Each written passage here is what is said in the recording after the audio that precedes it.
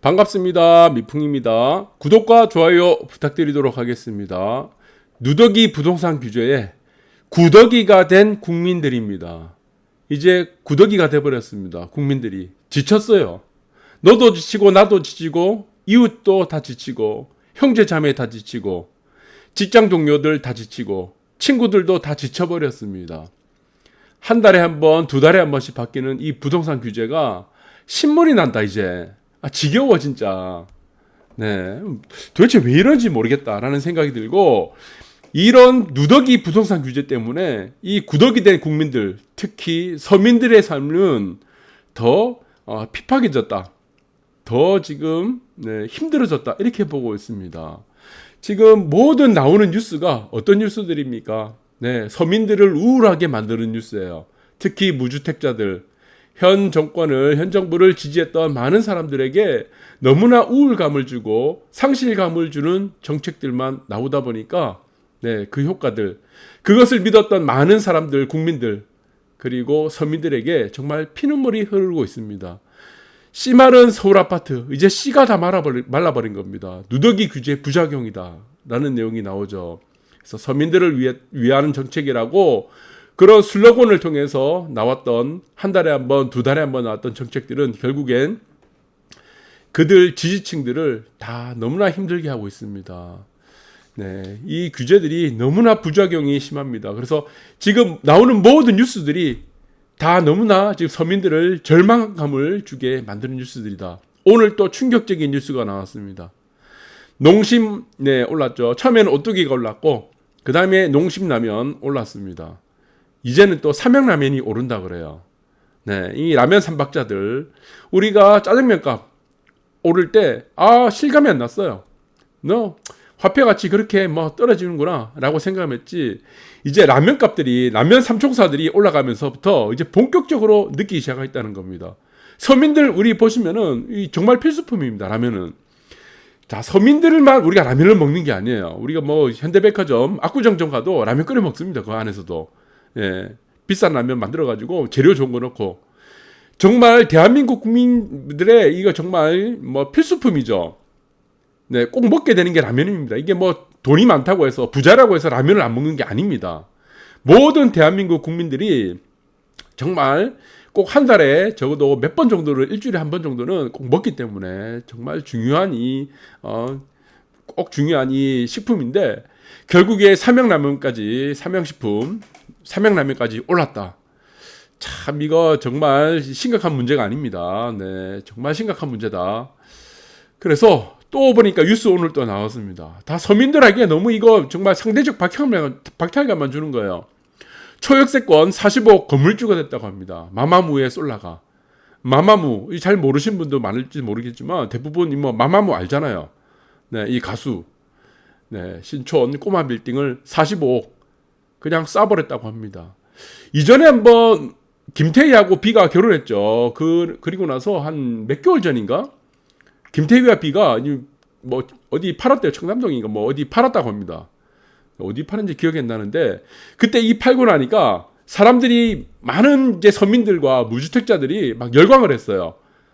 이제 연예인들이 집을 팔구나, 부동산 팔구나, 건물을 팔구나. 그래서 이것을 부동산 가격 하락의 전초전이라고 봤었는데, 그 이후에 나왔던 충격적인 뉴스는 더 비싼 건물을 사더라는 겁니다. 비와 김태희가. 네, 그 더 비싼 건물을 사기 위해서 그 건물을 팔았던 겁니다. 그런데 많은 사람들이 또 여기서 부동산이 하락이 전초전이다 그러면서 했었는데, 자, 그래서 그런 소식들을 전할 때마다 우리는 이 상실감, 그리고 이 박탈감에 자꾸 빠지고 있습니다. 왜 이런 일이 계속 반복됩니까? 왜 우리가 상실감을 가져야 돼요? 그 이유는 딱 하나죠. 부동산이라는 정책 자체가 누더기가 된 겁니다. 이 누더기가 되면서 신뢰를 다 상실해버린 겁니다. 신뢰감을 다 잃어버렸어요. 그리고 집값 경고를 할 때마다 집값은 더 많이 올랐고요. 그래서 국민들은 이제 피로감을 느끼는 겁니다. 구더기가 돼버린 거야. 구더기가. 자, 정말 이가 심각합니다. 또 지금 뉴스가 나온 게, 어떤 뉴스가 나옵니까? 직장 동료들은 집값 수십억 올랐다는데 나만 벼락거지 신세. 너무 우울합니다. 그 우울하다는 뉴스만 나오죠.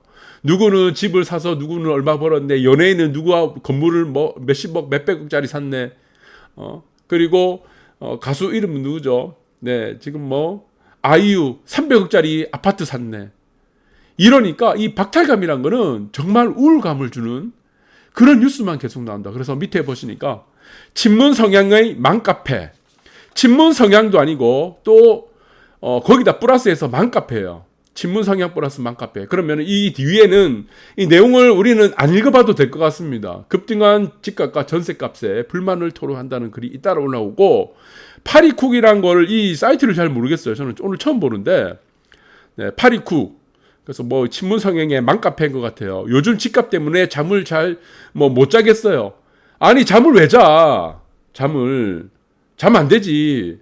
나가서 일해야지. 대리운전이라도 해야지. 안 그래요? 네, 믿었잖아. 박수 쳤잖아. 그걸 집 팔았잖아. 그러면은 거기에 상응하는 네, 이 지지를 보냈던 상응하는 대가를 받게 된다는 겁니다. 그 대가는 잠을 자지 마라. 잠을 자지 말고 나가서 일해. 라고 지금 말하고 싶습니다. 네, 그래서 이 맘카페는 더 이상 뭐 볼 필요도 없고 내용도 제가 볼 필요도 없을 것 같아서 밑에 그냥 잘라버렸어요. 네. 그러나 이 문제가 무엇이냐면은 이런 맘카페를 만든 이 사람들과 여기서 동조된 수많은 사람들이 이 군중심리에 빠졌다는 겁니다. 이게 가장 큰 문제예요. 그리고 이 대중이 이끄는 이 대중들의 심리에 빠져가지고 그 사람들도 같이 박수 치면서 집값 내려가라. 이제 집값 잡힌다. 그리고 집값과의 전쟁, 투기와의 전쟁에 모두 다 박수를 쳤을 겁니다. 그리고 집을 가진 사람들을 적폐로 취급했을 거고요.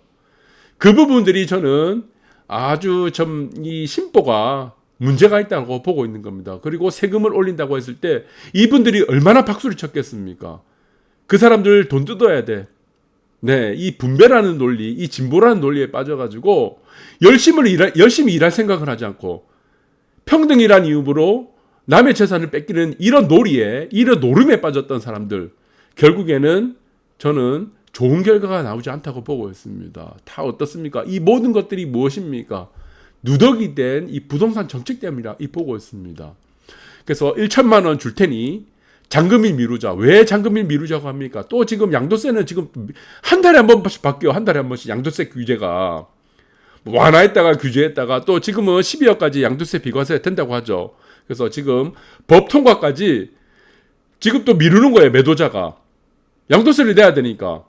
9억에서 12억까지니까 그 구간에 있는 사람들은 당연히 어떻습니까?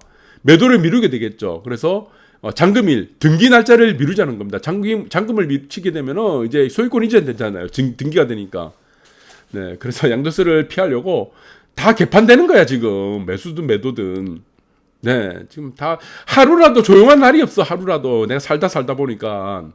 여러분 안 그래요? 한쪽에서는 집 팔아라 그러고 무슨 얘기 나오고 또 한쪽에서 뉴스 나는 거 맨날 집값 올랐다고 하고 연예인들 뭐 집 샀다고 그러고 그 다음날 보면 라면값 올랐다고 그러고 짜장면값 올랐다고 그러고 그리고 어떤 무슨 카페 보시면은 뭐 우울해서 잠 못 잔다는 뉴스 나오고 국민들 삶 자체가 이게 지금 너무나 뒤죽박죽이 돼버렸습니다. 그래서 또 보니까 압구정 2차 현대 2차 팔고 현대 7차 샀더니 7차는 평수가 좀 큽니다. 네. 3차가 평수는 뭐 33평 그 정도 되고 2차 거기서 이제 넘어갔어요. 이제 자기가 이제 식구들이 있으니까 애들이 커가고 하니까 이제 좀 평수를 늘려가야 되겠죠. 그래서 중개 보수가 1억. 곳곳서 또 불만입니다. 이것은 애초부터 처음부터 우리가 지금 정부에서 했어야 되는 일이라고 보고 있습니다. 이 중개 보수가 이 누진으로 간다는 건 저는 조금 마음에 안 들어요. 그래서 이 누진으로 감으로 인해서 잘 사는 곳에 있는 부동산 중개소하고 어떤 조금 우리가 중하위권에 있는 부동산 업소들의 이 차별이 너무 크다는 겁니다. 양극화가. 네, 그래서 사실은 저는 이 밑에도 보시면 아시겠지만 다음 걸 한번 볼게요. 보시면은 고가 주택을 지금 9억에서 15억 상향한다고 하죠. 그래서 0.4%에도 있고 뭐 0.9% 뭐 중간에서 합의를 하게 될 겁니다. 중개 보수를. 그런데 지금 중개 보수만 1억씩 받고 있는 상황이 됐다. 양쪽에. 그래서 이 부분은 저는 앞으로는 미리 지금 정부에서 좀 손을 썼어야 됐다라고 보고 있습니다. 그래서 뭐 이것을 단순히 표에 의해서 네, 그래서 중개사들이라든가 이 부동산 이쪽의 협회 이런 표에 의해서 너무나 이렇게 눈치를 보다 보니까 아직 하지 못했는데 이 부분을 조금 표준화가 좀 해야 된다고 보고 있습니다. 그래서 저는 밑에서 보시면 아시겠지만 플랫폼 강자, 직방의 중개업 진출도 시장의 판도에 바꿀 변수. 저는 이거 플랫폼이 들어온다고 보고 있습니다. 중개업. 그런데 아파트 같은 경우는 여러분들 아시겠지만 거의 지금 표준화됐어요. 시세가. 네, 아파트는 어떻습니까? 다 정형화되어 있죠. 몇 평, 몇 제곱미터 이런 식으로 우리가 전용 면적이 다 규격화되어 있다 보니까 아파트는 그래서 이것은 중개하기 편하죠. 그런데 예를 들어서 우리가 뭐 재개발 지역이 있다 그러면 이제 주거지 중에 아파트가 아닌 곳이 있어요. 단독주택이 많고 이제 노후 건축물, 노후 상가들이 많고 이런 재개발 지역이 있습니다. 이거는 사실은 중개사가 있어야 됩니다. 저는 그렇게 봅니다. 양쪽에 이건 표준화가 되기 힘들어요. 가격 선정하기가 애매하거든요. 그래서 단순히 뭐 공시지가로 우리가 매매 가격을 정하는 것 자체가 아예 의미가 없습니다. 특히 재개발 같은 거는요. 그래서 이 부분은 좀 필요한데 아파트 같이 이렇게 표준화되어 있다. 가격이 표준화되어 있고 규격화되어 있는 곳은 저는 플랫폼이 들어온다고 봅니다. 그러면은 이쪽에서는 아주 저렴한 가격에 중개업을 할 수 있겠죠. 네, 큰 문제가 안 되잖아요. 사실은 매도자나 매수자, 특히 매도자가 내는 물건 자체를 거기에 정형화된 툴로 그래서 그런 어떤 그 계획이 있겠죠. 거기 따라가지고 매뉴얼에 따라가지고 그래서 이제 자기 마음대로 올리게 되고 매도자 내가 원하는 가격 그 근처 올리게 되고 그러면 사실 크게 중개사의 역할이 저는 필요하지 않다고 보는 부분도 있습니다. 특히 아파트 같은 경우는. 그래서 이 누더기가 되는 이런 부동산 정책을 하기 전에 이런 거나 좀 손을 봤었으면 미리 좀 손을 보는 게 좋지 않았겠나라는 생각이 들어요. 이제 와서 지금 또 이렇게 또 사람들 눈치 본다고 뭐 이런 법을 또 지금 뭐 확정한다고 그러는데 이거는 미리 했었어야 됩니다. 이 정부가 출범할 때부터. 네, 저는 그렇게 보고 있고, 자, 이 상황이 계속 이렇게 악순환이 지나가다 보니까 이제 플랫폼도 저는 결국에는 들어갈 것이다 라고 보고 있습니다. 그래서 여러분들 매일 전하는 뉴스가 저도 지금 뭐 여러분들한테 예쁜 말로 지금 하고 있는 경우가 저도 없습니다. 너무 답답한 겁니다. 저도 얘기 자체가 너무 답답하니까 저도 우울해요. 이런 뉴스들을 맨날 보고 있는 뉴스들이 맨날 어떻습니까? 서민들을 그렇게 기분 좋게 하는 뉴스들이 안 나오잖아요. 그래서 저는 조금 이 정책의 좀 변화 그리고 아파트 가격이 올랐다. 전체가 오르는 거는 조금 어떻습니까? 좀 상실감을 많이 줍니다. 그래서 일부 어떤 뭐 강남이라든가 우리가 강남이 다 살 건 아니잖아요. 거기는 그냥 놔두라는 겁니다. 왜 강남을 목표로 해서 정책을 짜다 보니까 전부 다 누더기가 되는 겁니다. 그리고 우리가 쉽게 들어갈 수 있는 곳, 그리고 신혼부부들도 쉽게 들어갈 수 있는 곳도 있고, 아니면 뭐 굉장히 미국처럼, 일본처럼 굉장히 비싼 고가의 아파트, 고가의 주택이 있는 곳들도 있고, 이렇게 좀 어떤 분류가 좀 되었으면 좋겠다. 그 분류는 어떻게 됩니까? 시장에 다 맡겨야 됩니다. 이렇게 규제를 하다 보니까 전 국토가 지금 다 올라가잖아요. 전 국토가, 아파트가.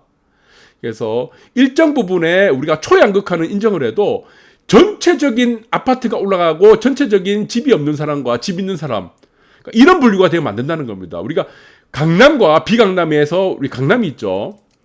비강남이 있어요. 강남과 비강남에 우리가 초양극화는 인정을 해주라는 겁니다. 이걸 인정해주라. 그래서 돈 많이 벌면은 강남도 갈 수 있고 그런데 여기서의 양극화와 여러분 차별화가 어떤 식으로 나타나는 게 가장 문제라. 이것이 무엇이냐면은 지금 유주택자와 그러니까 집이 있는 사람이 있습니다. 유주택자와 무주택자가 있어요. 집이 없는 사람. 이것 간의 양극화가 되면 안 됩니다. 이게 양극화를 지금 만드는 거예요. 지금 유더기가 되면서. 이게 가장 큰 문제라는 겁니다. 이미 집을 갖고 있는 사람들끼리에서의 특정 지역에서 초양극화는 우리가 인정을 해줘야 됩니다. 이건 시장경제의 논리입니다. 시장의 논리고. 그런데 지금 상황은 어떻습니까?